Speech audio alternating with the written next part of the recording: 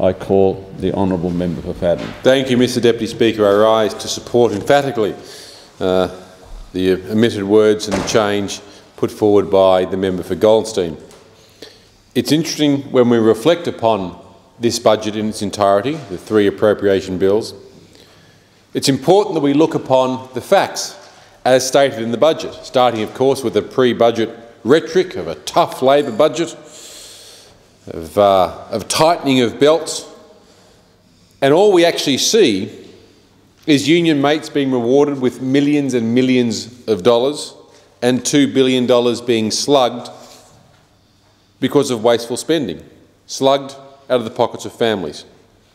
In this budget, the government delivered total savings of only about $2.7 billion over 5 years, where total spending is almost $1.9 trillion. That amounts to 14 cents in every $100, and the majority of savings do not even come in until 2014-15, miraculously, after the government has delivered their long-awaited surplus. As the member for Longman celebrated his 21st birthday last night, so eloquently put in Parliament, I celebrate my 21st birthday soon. In that time, a Labor government has never delivered a surplus budget.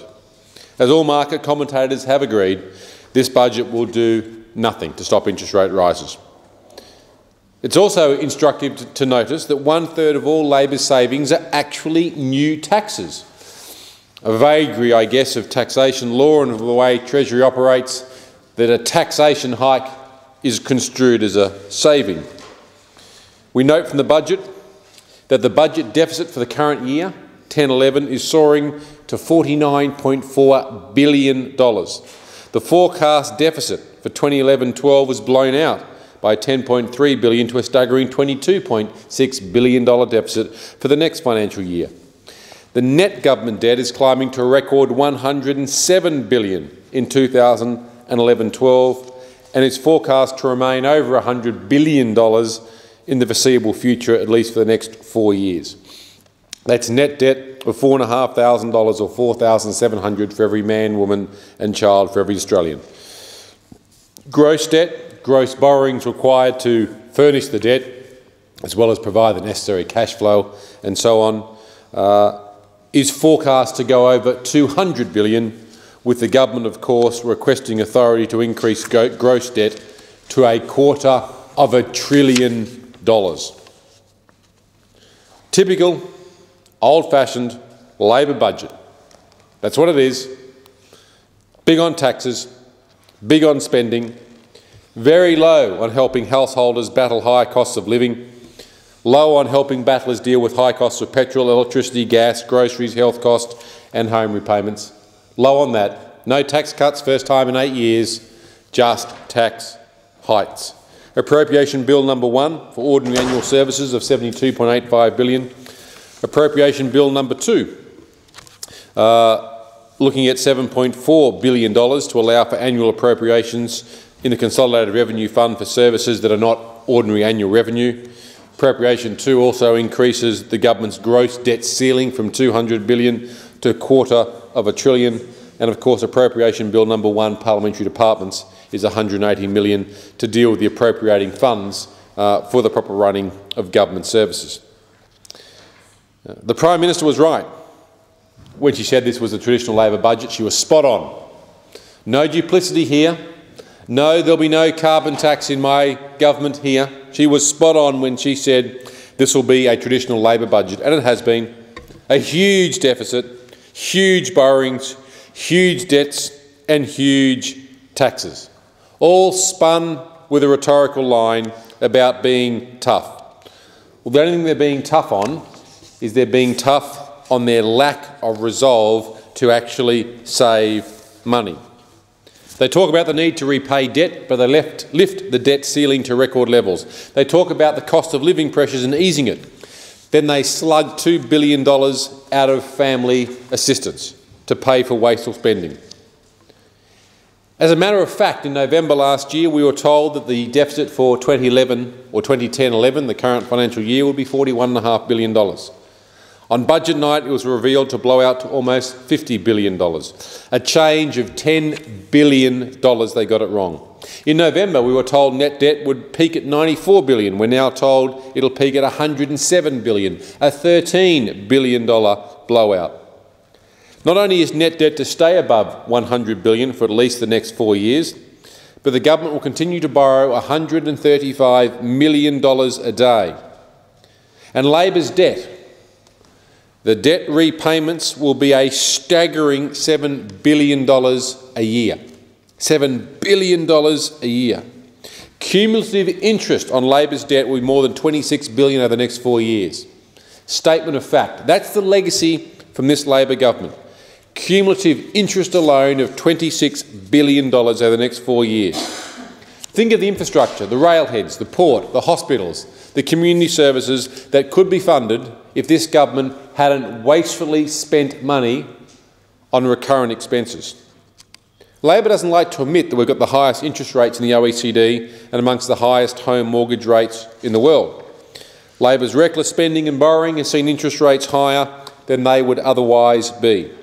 Since budget night, there has been universal consensus that Labor's budget will have zero impact on the Reserve Bank's monetary policy. Nor does anyone admit that under the Rudd-Gillard governments, we've seen the greatest growth in government spending since the days of Whitlam. The best that could be said about the situation is at least Whitlam had some style about him. In less than 4 years, just 4 years, Labor has beat Paul Keating's record when he left $96 billion in debt. In 1996, in net debt, Coalition paid that off. And in just 4 years, we'll now be left with $107 billion worth of debt. Labor's spending as a percentage of GDP is 25.2%, statement of fact, almost 3% higher than the last year of the Howard government. Noted it's not as high as the Scandinavian countries that the government likes to point to with respect to good policy, where government spending as a percentage of GDP is up to 50%. But perhaps where this government wants to go, the ultimate nanny state. You, the taxpayer, I, the taxpayer, we don't know what's good for us, but nanny Labor government clearly does. Spending has gone from $271 billion in 07-08 to $362 billion in 11-12 under this government. It is the greatest growth in real spending since the disastrous Whitlam years. Oh yes, Prime Minister, you were spot on budget night. This is a traditional Labor budget, bootstraps and all. And while the government said it was bound by tight fiscal rules and would offset all new spending with savings measures, the budget papers tell a completely different story. The government cannot even manage to offset new spending in 2011-12 with a $2.3 billion deficit in that area. And of the $21 billion in savings the government claims over the forward estimates, at least 30% of them are new and increased taxes, and they'll spend $19 billion of it on other stuff. In fact, the $1.7 billion flood levy is actually claimed as the biggest savings in the budget. Staggering! A flood levy is called a savings. It is mind-boggling how much money is being wasted. They couldn't even find $1.7 billion in a $360 billion budget to deal with natural disasters that are inevitable in a land of drought and flooding rains. It just all harks back to pink bats, school halls, $900 cheques, all stuff that our children will pay off because of the reckless spending. And now we see in the border protection disaster a further $1.7 billion blowout as a result of Labor's failed border protection policies. The Labor government stood here for years and years, said it's the push factors, it's just the push factors are doing it, there's nothing we can do. Well, they've now reversed that and said, you know what, we'll open Manus Island, we'll take a 1 for 5 swap to Malaysia, that'll stop it. They've now realised it's the pull factors. It's a complete sham. Labor in opposition prior to 2007 condemned the Howard government for spending an abhorrent $100 million dealing with our borders. The tragedy of the expenditure, they said. The Prime Minister, when she was in opposition, when we were getting 3 boats a year, rolled out that great line, another boat, another policy failure. Well, Prime Minister, we're getting 3 boats a week.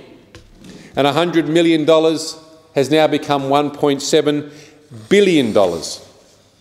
We're now finding the Deputy Secretary of the Department of Immigration with his head through a manhole trying to convince asylum seekers to get down from a roof.